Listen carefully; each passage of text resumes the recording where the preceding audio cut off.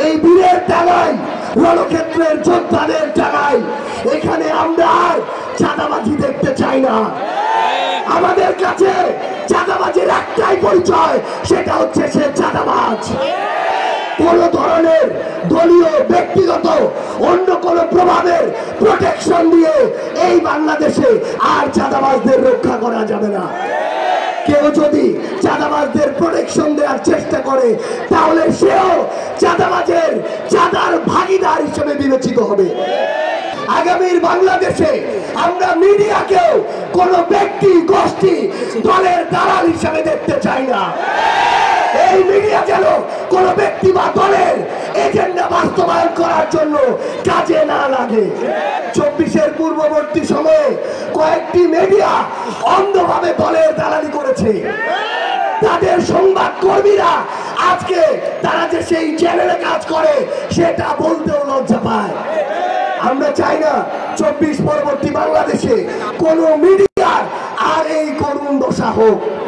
আমরা প্রশাসনকে, আইন শৃঙ্খলা রক্ষাকারী বাহিনীকে একটা জিনিস স্পষ্ট করে বলতে চাই, আমরা 24 পরবর্তী বাংলাদেশে এই বাংলাদেশের প্রশাসনকে, পুলিশকে, অন্যান্য বাহিনীকে বাংলাদেশের জন্য দেখতে চাই, বাংলাদেশের মানুষের জন্য দেখতে চাই। আমরা কোন দল, ব্যক্তি, গোষ্ঠীর জন্য আর প্রশাসনকে ব্যবহার হতে দেখতে চাই না।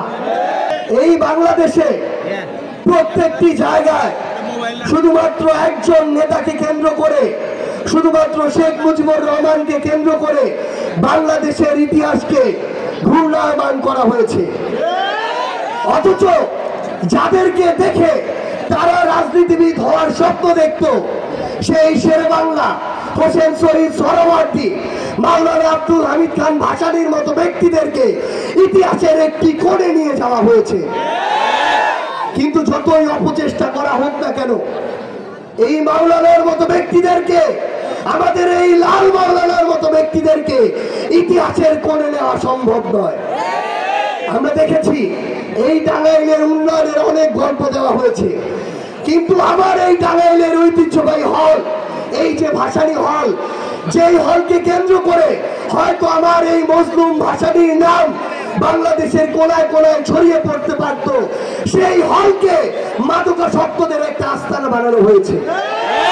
এভাবে শুধুমাত্র একজন ব্যক্তির ব্যক্তি পূজা করে ইতিহাসের অন্যান্য সকল গুরুত্বপূর্ণ অংশকে বিলুপ্ত করার সকল অপচেষ্টা চালানো হয়েছে।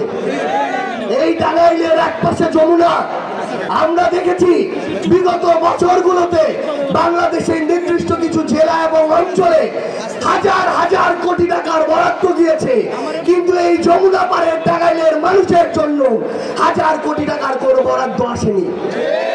বরং যেটুকু এসেছে সেটুকুর অর্ধেকের বেশিও তাদের নেতা কর্মীরা লুটপাট করে খেয়েছে।